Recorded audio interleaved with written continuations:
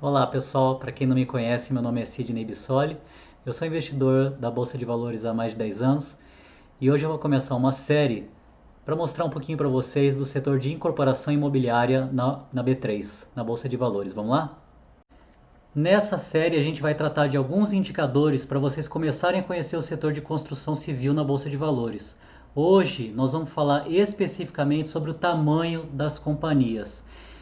E existem três formas simples de avaliar o tamanho delas. Uma é por meio do ativo total, a segunda através do patrimônio líquido e a terceira por meio do valor de mercado. Tem uma quarta forma, que é através do valor da firma, VF em português, ou Enterprise Value, EV em inglês. Nessa métrica, a gente soma ao valor de mercado a dívida líquida da companhia, que é a dívida total menos o caixa. Mas a gente não vai fazer isso hoje aqui. A gente vai ficar com esses três indicadores: o ativo total, o patrimônio líquido e o valor de mercado. Tudo bem? Nesse slide eu trago para vocês os códigos e os nomes das companhias que fazem ou já fizeram parte do novo mercado da Bolsa de Valores. O novo mercado é o setor de melhor governança da Bolsa. Em vermelho a gente tem aquelas que não fazem parte mais: a Biara, Agri, Agra, Brookfield, Camargo Correio, Company, Klabin Segal, ou seja, não estão mais listadas. E em preto, aquelas empresas que fazem parte hoje da Bolsa de Valores, são negociadas em bolsa.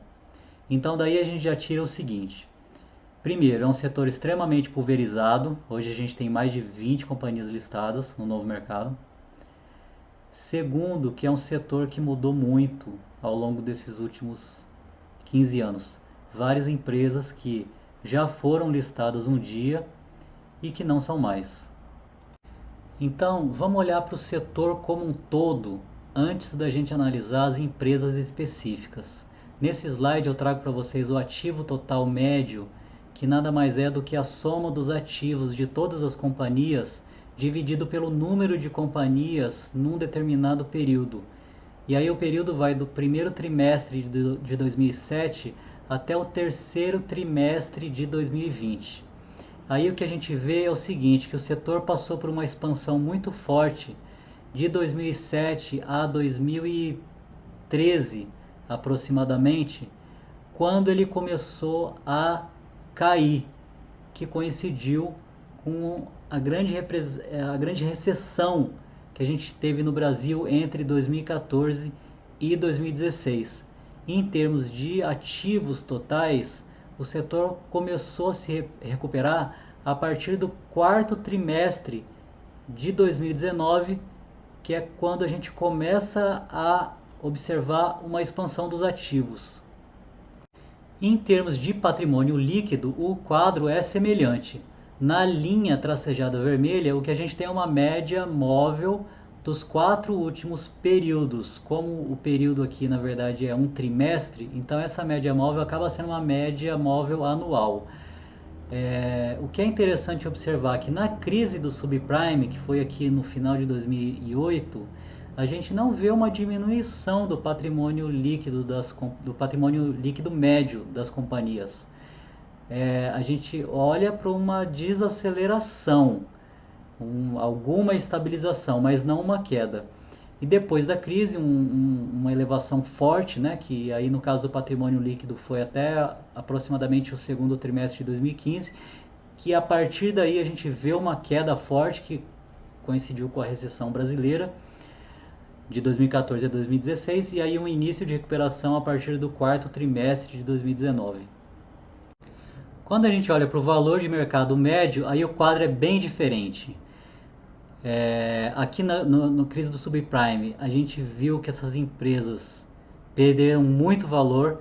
Então, se por exemplo no final de 2007 aqui uma empresa valia em média 2 bilhões de reais, ao final de 2008 ela passou a valer quase meio bilhão de reais, ou seja, elas perderam mais do que 50% em média aqui, uma companhia. Então, depois a gente vê uma valorização muito forte, né? Assim, de mais de 300%. Ou seja, quem colocou dinheiro aqui e ao final de 2008 ganhou muito dinheiro, na verdade, em média, né?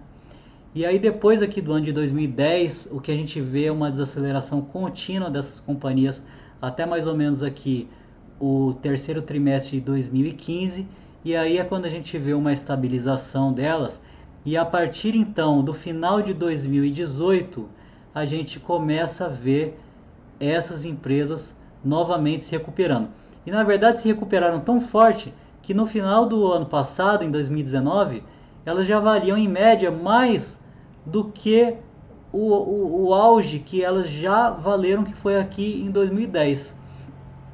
Isso aqui no final de 2019. E aí veio a pandemia, veio o coronavírus, aí novamente essas empresas caíram muito, perderam muito o valor delas, né? Então a gente está falando aqui de 3,5 bilhões de reais a aproximadamente 1,5 bilhão de reais, ou seja, novamente elas perderam aproximadamente a metade do valor delas, né?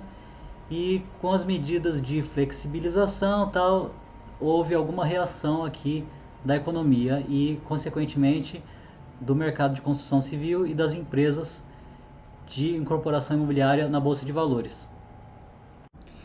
Então é isso, hoje a gente vai ficar por aqui, no próximo vídeo a gente vai analisar o ativo total, patrimônio líquido e o valor de mercado das companhias específicas do setor de incorporação imobiliária.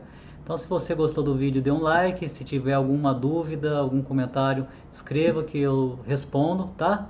E é isso, até a próxima!